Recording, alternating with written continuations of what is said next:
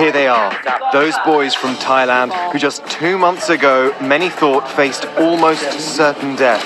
Today, just being boys, laughing. What do you all now want to do in the future? I want to be a soccer player, like Ronaldo and Messi, my dream. Meeting them in this stunning temple in Mae Sai, Thailand, is truly incredible for me. Sawadika? After 2 months of covering the journey of this soccer team, nicknamed the Wild Boars. You've got people who've come from all over the country to do what they can to help.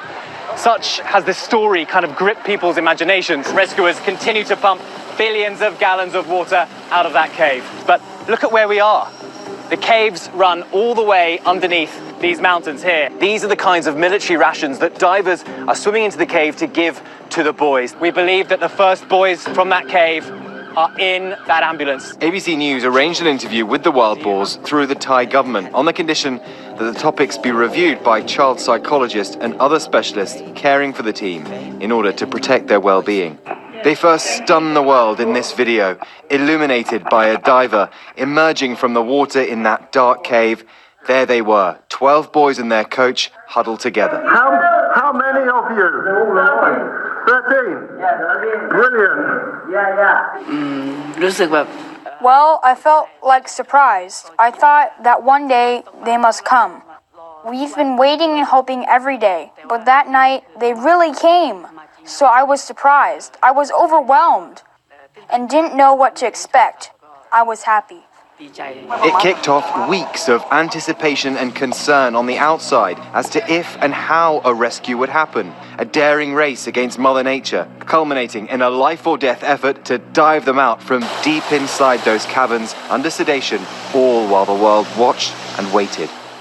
June 23rd, the story all began in the most ordinary of ways, on this modest field here in Mae Sai, where the Wild Boars soccer team practiced. The boys and their coach then made the fateful decision to visit a cave, a team adventure. Tell me about what that day was like, Coach Ek. Well, we had soccer practice at the beginning. After the soccer practice, on our way back, we convinced each other to visit the cave and go inside the cave. Some of the boys as young as 11. They're agile young athletes, though small in stature. Hopping on their bikes, they headed towards the Tam Luang Nang Nong cave, situated under this mountain, Doi Nang Nong, or the Mountain of the Sleeping Lady. A local legend says that the spirit of a mythical princess inhabits it. Some say you can see her sleeping in its shape. Which ones never went before to the cave? It was exciting? At the beginning. Well, it was my first time, so I felt like, let's go for it with everything, because I'm a soccer player. I want to get a new experience in my life. Little did they know, as they ventured deeper inside the cave, it began to pour with rain outside. It was the beginning of Thailand's wet season, and the chambers began to flood. 25-year-old Coach Ek understood how dangerous the situation could become. He described to me the moment they knew they were stuck in a cavern called the Hidden City. First of all, I got a hold of myself. I tried not to make them freak out. If I told them that we were stuck in the cave, they would have freaked out. And then you thought, I'm stuck. I need to find a way to get everyone out. And you had some rope. What was your plan? I volunteered to dive to find out if we could go through. If I could go through, everybody would be safe. At the moment, we used the rope that I brought, so I let Adul, Knight, and T to hold the rope. I told the boys that if I signaled by pulling the rope twice, it meant they had to pull me back because I did not have enough oxygen. Parts of the cave became submerged, with the team trapped on higher ground. So when you were inside, you made sure that everyone was very calm. So I tried to keep them composed and tell them in a positive way that we would make it out soon.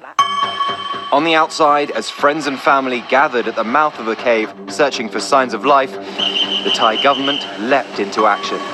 More than 1,000 of the nation's military were deployed in the search effort, including 17 members of the Royal Thai Navy SEALs. This is a massive operation. Let me show you a little bit about where we are, because this patch of jungle has been totally transformed. There were rescuers and volunteers everywhere you look. And if you look up there, you can see oxygen tanks being stacked up outside the entrance to the cave. Those are for the divers. Other nations offered their help too. The boys had no idea the world had rallied around to find them, holding out hope they were still alive.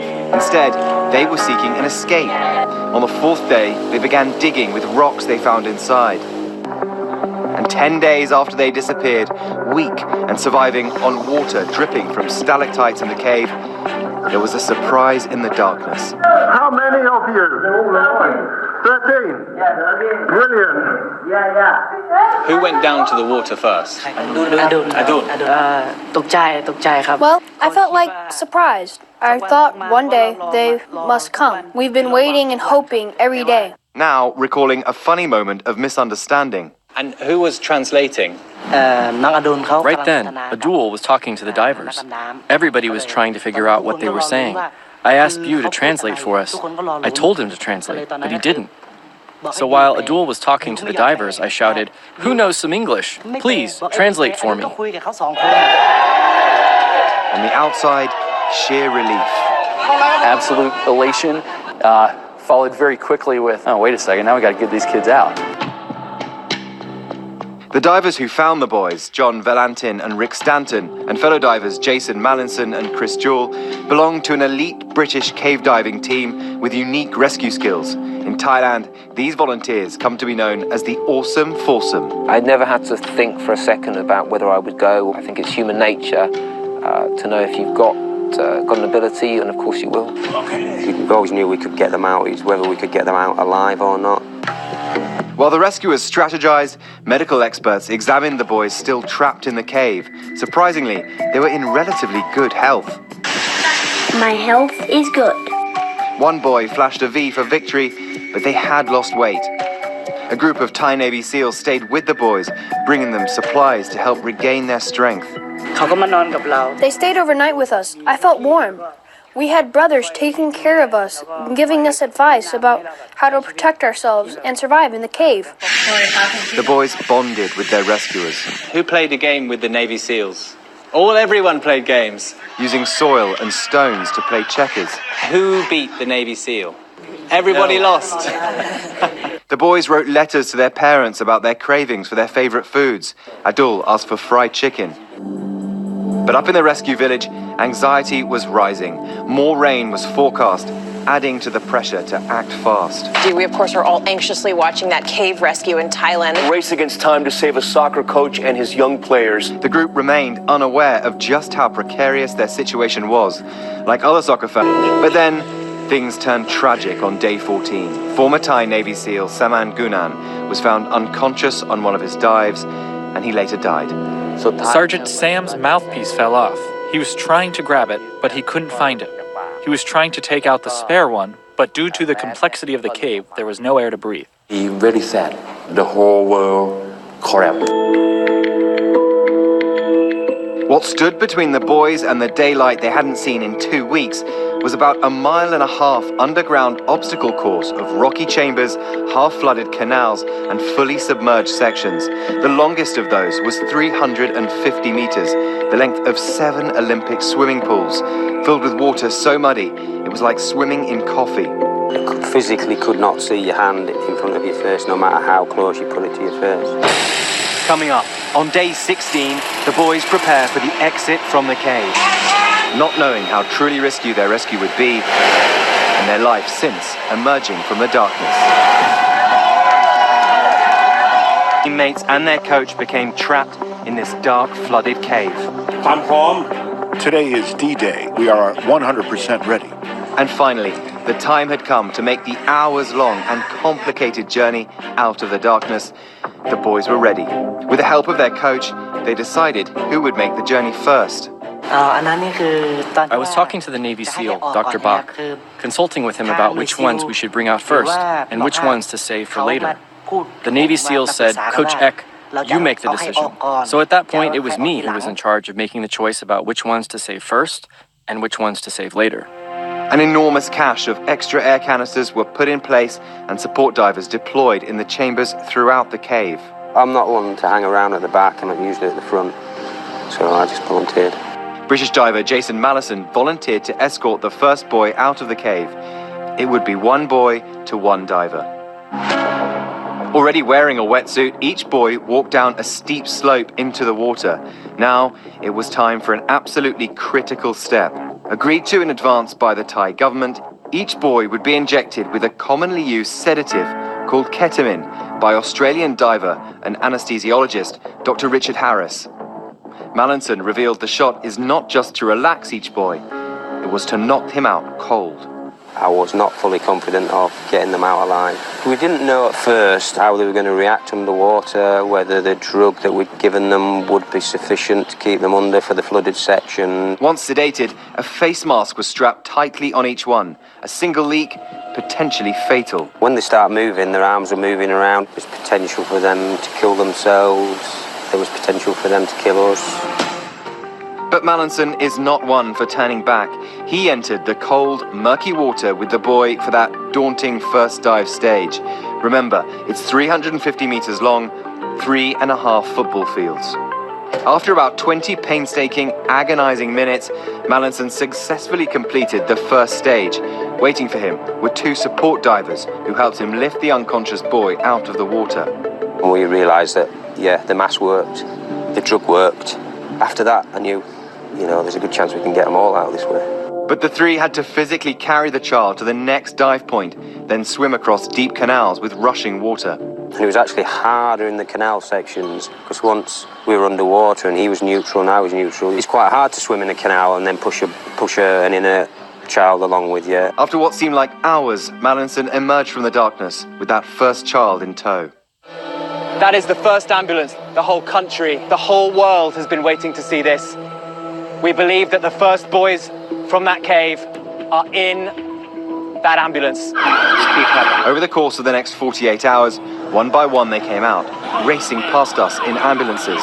The final group escaping just in time before the cavern filled with water. All 12 players and their coach have made it out. It's a miracle. It's now mission accomplished. Every member of that soccer team trapped in the cave in Thailand, now free.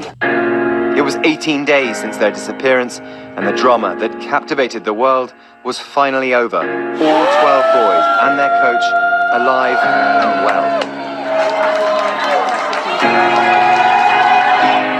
Feeling the weight of the world's prayers, they began a strenuous recovery process. The world got its first glimpse of the boys, now in the safety of their hospital beds. Now I'm very fine. I'm very thank you so heavy. Thank you so much. Titan, tell me what it was like for you to see your family after all this time. I was so happy to see my mom and dad. I felt even warmer. And then when you were in the hospital, you could see them through the glass. Is that right? July 18th. After more than a week in the hospital, the boys returned home to hugs and cheers. Adul finally getting that fried chicken he'd craved so much. Today, they're feeling strong, energized, ready for the future.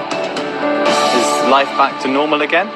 My life is getting better. And what do you all now want to do in the future? Do you have big plans for your future? My dream is to be a soccer player. My favorite is Navy SEAL. You want to be a Navy SEAL? Yes. Yes. Big dreams as well as a big following. The boys now Instagram stars. How many followers you have? 98. 98,000? Yes. I heard some rumor that he's got more than 300,000 followers. You have 300,000 followers on Instagram. Yes.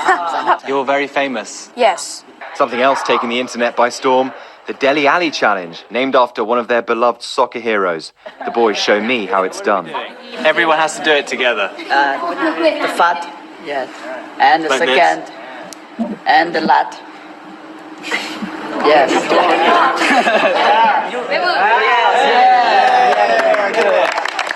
Why do you think the world was so interested in this story?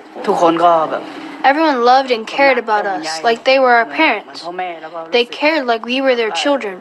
That inspired and motivated them to help us. Me and the brothers would like to thank His Majesty, King Rama X, who has always helped us and brought us out of the cave.